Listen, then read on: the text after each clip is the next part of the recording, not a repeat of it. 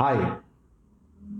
When it comes to be saying about organic certification of crop production, everyone's mind might perceive, I think so, in such a way that is just a farmer that cultivates into the soil and then reaps out the good yields from the crop that is being harvested from the respective soil or parcel of land. I think that is what comes into your mind. Now, the definition of organic certification on many videos have been explained irrespectively, stating on how it is different from the way a farmer does, but it needs to follow a procedure. And through this procedure, it makes the value of your concerned organic certified product more premium because the price difference is there inside the material that is made inside the ordinary condition of traditional ways, or we say as natural farming, than organic because it's been certified, right? Now here when we speak about organic crop production certified material, there are things to understand if you are a businessman that is entering the field, or you are already certified inside this business, is that there are three types of organic scope certification, which is an analogy basically. Today I've put a post, you can check on the link on the top of the post, where I gave an introduction or a kind of a lucid, diluted form of how a common man could understand the difference between these three types of certification, which is important if you are trying to get the right choice or making the right choice with a decision, right? Now, coming to that, the certificate is given in three types, which is one, the individual production.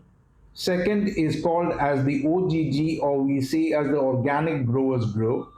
Then the third, which is called as the wild collection certification, which are all crop production, but in a different way when it comes to the taking of wild collection, because there is no manual crop production, but it is a type of which we can source crops that are naturally growing inside a forest area which is protected logically. Now, inside this differences, or you want to understand the analogy and which one would be best, or which one could you take inside this process, can only be decided when you know what is what. Coming to the first one, which is the individual crop production.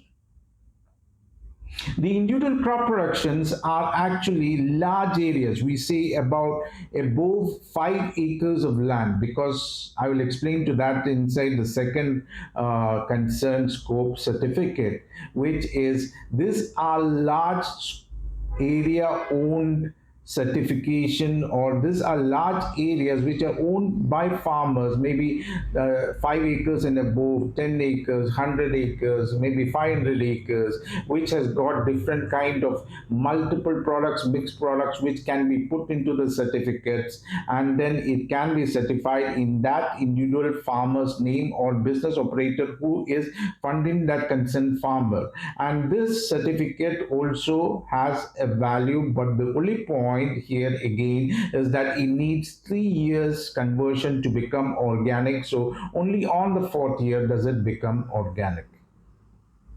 Now coming to the second one, which is called as the OGG, which is called as the organic growers group.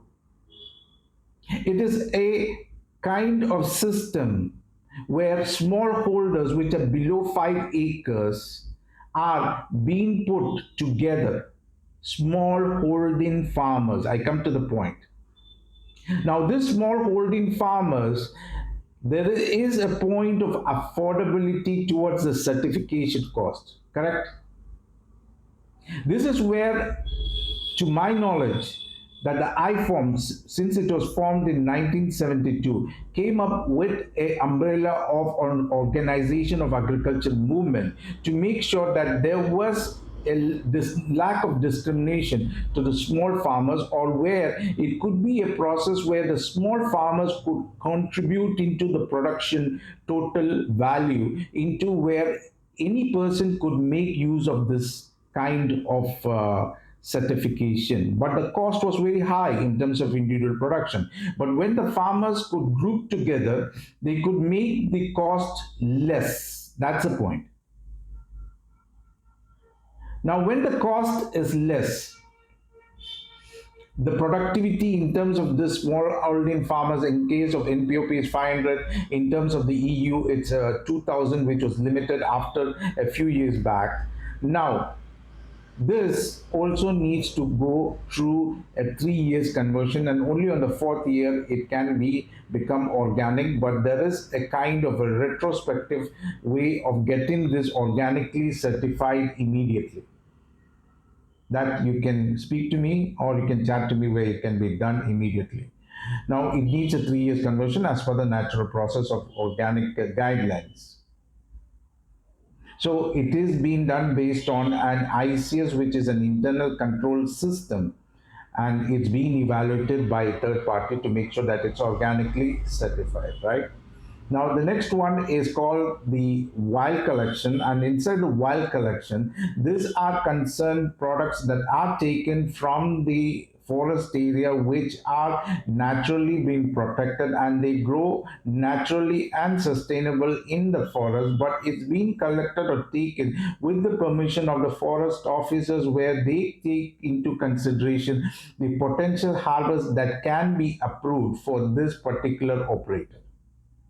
It's very important, because there are other concerned, a family or a group of things that we need to consider inside the food web, that are also present inside the forest area, that needs also to feed on this concerned crop. So they don't need the whole quantity, but it needs to be given permission based on the forest permission, and there are guidelines and there are ways that it can be certified. So coming, and this can be made organically certified immediately, as long as it is compliant to the respective guidelines. Coming to the next point of a summary of what we spoke today, is getting the right choice, understanding what are the different types of crop production scope that can be certified. We said there are three types, which is the individual, organic growers group, and the wild collection. The individual, these are for big farmers above 5 acres, up to how much big it can be: 100 acres, 500 acres, 600 acres, and they can put all the kind of mixed crops that comes inside that particular land, and the certificate will be given. The next one is called the OGG, which is the organic growers group, which is small holding farmers which are less than 5 acres land, which big farmers can be there, but they will not be more than that. But the problem with that can be spoken to me, because OGG, when it is big farmers, then they need to be inspected every single year. There is a procedure to that. Now, coming back to this one, is that this also needs a 3 years conversion, the same as the individual production, and the yield can be harvested very faster or a bigger quantity. Here, this was introduced, according to my understanding, by the IFOM, since it has been formed in 1972, the IFOM. The third is the third wild collection, and the wild collection is something that is collected from the natural protected forest areas, where it can be taken based on the permission of the potential harvest. I hope you understood this, and it's a process where Organil Services is always there to make sure that you get a proper choice of taking the right decisions inside what you need to venture into. And I've been here and have a lot of clients where I support globally and inside India, in the process of taking the right decisions and trying to make them understand, or put them in the path where they could go straight, where the sustainability and the natural harmony of balancing the ecosystem is being maintained through the process.